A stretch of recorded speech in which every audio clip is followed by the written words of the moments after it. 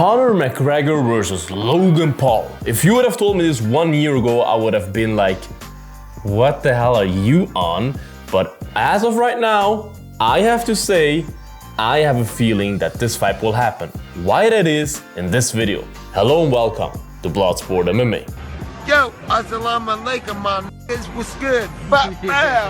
There are a lot of very powerful and very rich people in this world, and the Ambani family from India is one of them, right? And as I just mentioned, what comes with money? Power. And what can power do? It can make you arrange things, do things that people won't ever see as a possibility. Best example is Turki Al-Sheikh, right? The guy from Saudi Arabia who makes boxing fights happen that no one ever thought will ever happen, unifying the heavyweight belts and everything, which is awesome, by the way, that no one ever saw coming because no one ever thought that anyone will ever have that money that can have that power to make a fight like that happen. Because to make a boxing fight like that happen, you need a lot of power and a lot of convincing of a lot of people. And money does just that, right? And I know Dana White said several times they're not making any gimmick fights anymore. Floyd Mayweather against Conor was the first and last one, blah, blah, blah, this and that. But what did Dana White also say once? He said, money changes everything. Money changes everything. And I think this is what happens. And another interesting fact that we have to see is why I think this fight will happen, and I'll go a little bit deeper in a second. Very deep. It's not that like Conor against Mayweather, where the UFC is behind Conor and Mayweather is, I think, Showtime Boxing or something, and Dana hates Showtime Boxing and they somehow have to get a deal with each other, and the UFC has to give the okay for Conor to go over there and box, and the UFC has to come to an agreement as well with Showtime Boxing, which when two parties don't like each other, it's pretty hard to come to a deal with each other. No, this time it is Conor McGregor, who is signed by the UFC, and Logan Paul, who is signed by WWE, and guess what? The UFC and the WWE are the same company. They both belong to the parent company, TKO, which then again belongs to, goddamn, what's the name? I forgot the name, but you know the name, I will write it down here, to the bigger company, right? So the UFC and WWE are practically one and the same company. Right, they're even traded at the stock market. TKO, great stock, by the way. That's a big factor for that fight. Because with two guys under the same banner, it's pretty easy to make that fight from the contractual standpoint. And if someone is willing to bring up that money, it's not that Dana White or the WWE or TKO are instigating the fight and trying to get that fight. Someone comes to them and offers them, if that's then true, 500 million, 250 million for each, just for them to do a boxing exhibition, which won't even count for a pro record. It's an exhibition fight, right? And from the UFC standpoint, you have to see, because I'm talking about the UFC, WWE is not my business. Is he f***ing awesome? The UFC wants money at the end. My Conor wants money! Everybody has a price.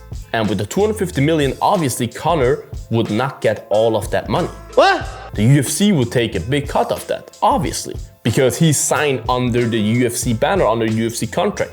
His contract says fighting in the UFC octagon. So the UFC would take a nice little chunk out of that, which, as I said, everyone has their price. Even though they say they don't want to do gimmick fights, I would not be surprised if they accept that money. And also, what's also an interesting factor is, and first of all, Conor is the only guy that they would ever do that for, but the interesting fact as well is Conor is their biggest draw, the biggest name. As far as I'm concerned, I'm number one.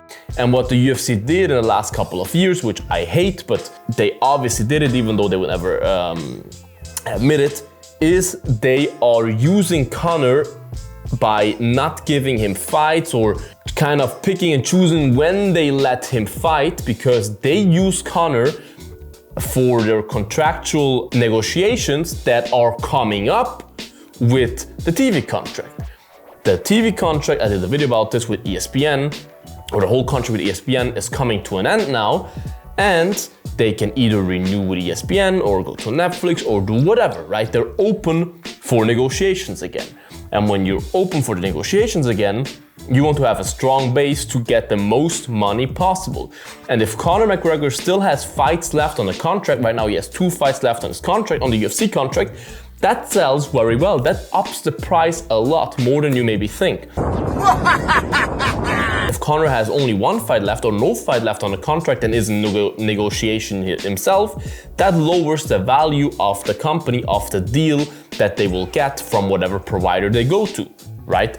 So for them, it's pretty important to have Conor with as many fights left as possible.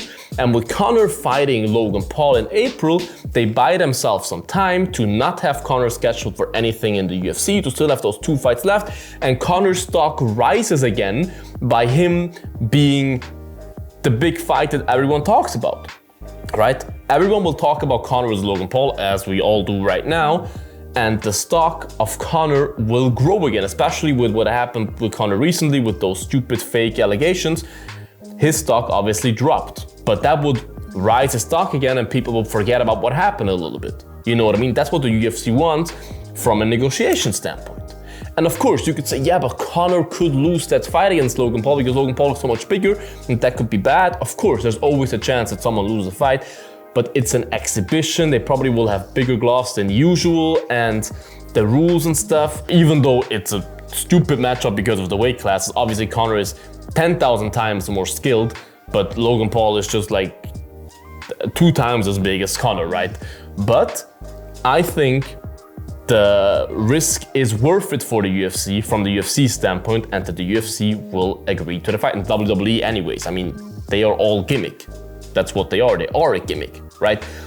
So that's why I have a feeling that that fight could definitely happen. And if it does happen, no matter if you like the fight or not, you will watch it. Write your opinion in the comments, you guys. What do you think about that fight? Will it happen? Will it not happen? What will the purse be? 250 million, is that cap or not? Write it all in the comments, you guys. Make sure to like this video, subscribe to the channel, would appreciate that a lot.